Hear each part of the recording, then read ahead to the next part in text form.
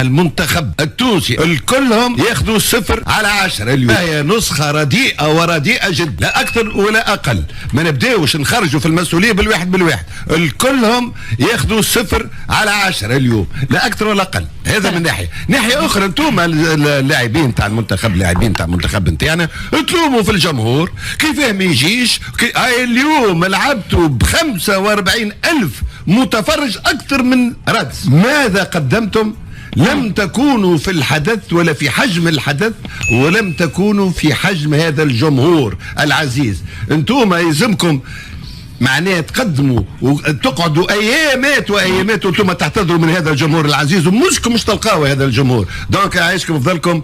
تونس كانت رديئه، مش تونس، المنتخب التونسي صحيح. كان رديء جدا. واذا تونس قامت بهذه الاخطاء فان المنتخب هو اللي لزم باش تعمل هذه الاخطاء. كيف نشوف الملاعبيه تبكي وهي خاسره النبردين، نقول ما حسوا كيفنا هذوكم الاولاد. شوف وقت اللي نكونوا مع بعضنا رانا باش ننجحوا مع بعضنا، وقت اللي باش الاخفاق باش يكون جماعي زاد كيف وقت اللي انت في البريود هذه ماكش في التوب دو فورم نتاعك، يلزمنا احنا زاد كاولاد نكونوا معاك كفريق كامل وكزملاء. وراهو خلينا نقولوا مش دحمان صحيح يتحمل مسؤوليه نتاع 50% زاد من الحاجات اللي قاعده تصير في المنتخب، لكن حتى الدفاع حتى طالبي كيف زاد إلي طون زاد طالبي نشوفوه نتاع لوريون الكابيتان نتاع لوريون اللي قاعد يدافع على الوان لوريون كيف ماهوش الحقيقه ماهوش الطالبي اللي قاعدين نشوفوا فيه في البطوله الفرنسيه، واللي المردود اللي قاعد يقدم فيه نورمالمون الاولاد الكل مع بعضهم في المباراه هذه.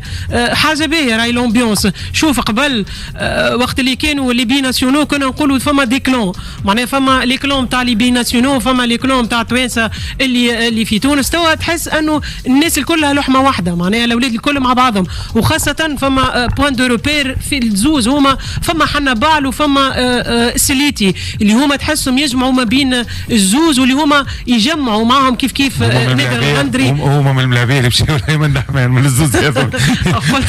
قلت انت ولا ما عندها المعلومه. لا ولا ما عندي ولا عندي. لا المنتخب ما عنديش عليه معلومات حاجه اخرى. لا نعطي محليا في تونس. لا المنتخب بعيد عليه شويه. سكر محلي.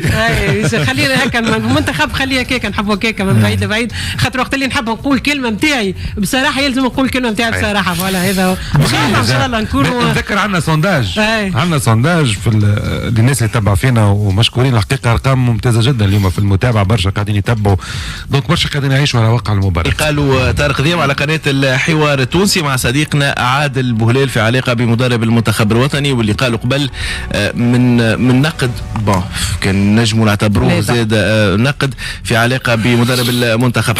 هو فما نقد وفما الانتقاد. النقد هو تعتبر معناها تاخو حاجات علمية، تاخو معناها يكون النقد يمشي للقلب الحكاية. اما الانتقاد هو كما قال طارق شخص معناها تشخصن المقاربه نتاعك. ولكن اعتذر هو شاف هذا واعتذر. الاعتذار ديما باهي، ديما من شيم الناس اللي عندهم معناها قدر ونسمعوهم. هو جو بونس اللي بعد ما قال الكلمه هذيك وراء اللي زيفي نتاعها والاثر نتاعها على المدرب على اللاعبين على نحن كمتفرجين، خاطر طارق نحن ديما نقدروه ديما نسمعوه ديما نعطيوه وذنا. دونك نحن استغربنا زاده من كلام طارق، وهو اعتذر خاطر راه لي في نتاع الحكايه هذيا.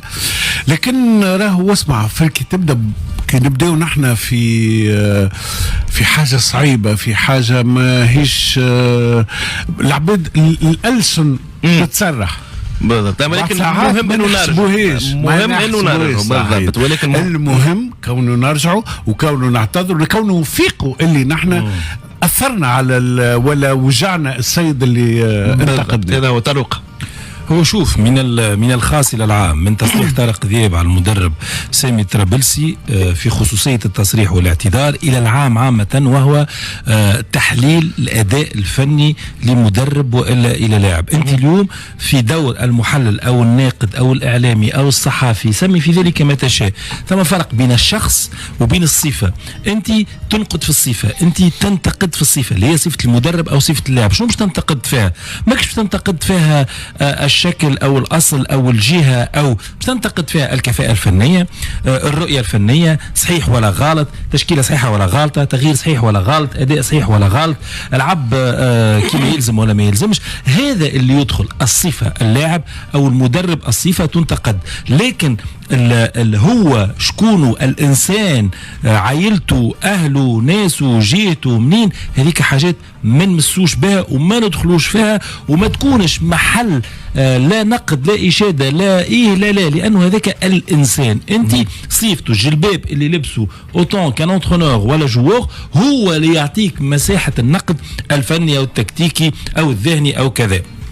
حتى طارق ذياب الحقيقه قال الكلام اللي لازم يتقال في الاعتذار نتاعو، وقت اللي قال دخلت الكلام اللي قاله تو في الباساج تاعو حاتم، قال دخلت المنطقه مش نتاعي.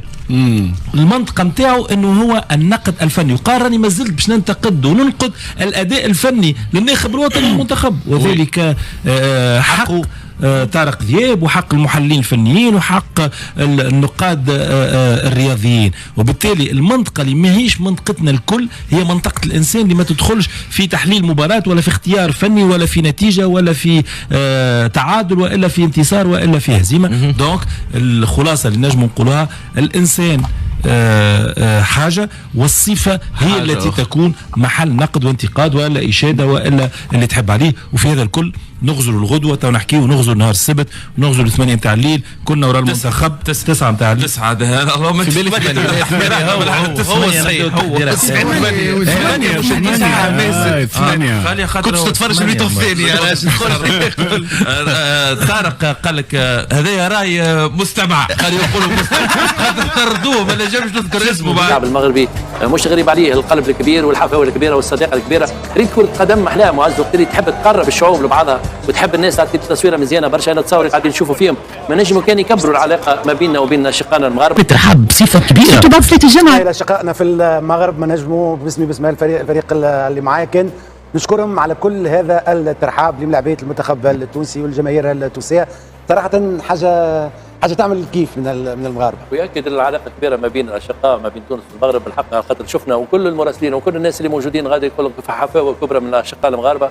الناس ما شفنا الرياكسيون معناتها المره اللي فاتت، الراجل كيفاش استدعى سامي الطرابلسي قالوا يجي لداري معناتها يجي مرحبا بيك نفطرك ونعشيك. هذا ياكد مره اخرى الشعب المغربي مش غريب عليه القلب الكبير والحفاوه الكبيره والصداقه الكبيره. ريت كره قدم محلاها معز، وقت اللي تحب تقرب الشعوب لبعضها وتحب الناس تعطي تصويره مزيانه برشا. انا تصور قاعدين نشوفوا فيهم ما نجموا كان يكبروا العلاقه ما بيننا وبين اشقائنا المغاربه. حبيت نحييهم زي كيف نضم صوتي لصوتك، كيف نحب نحييهم، نعطيهم الف صحه على الحفاوه الكبيره وان شاء الله ربي معاهم.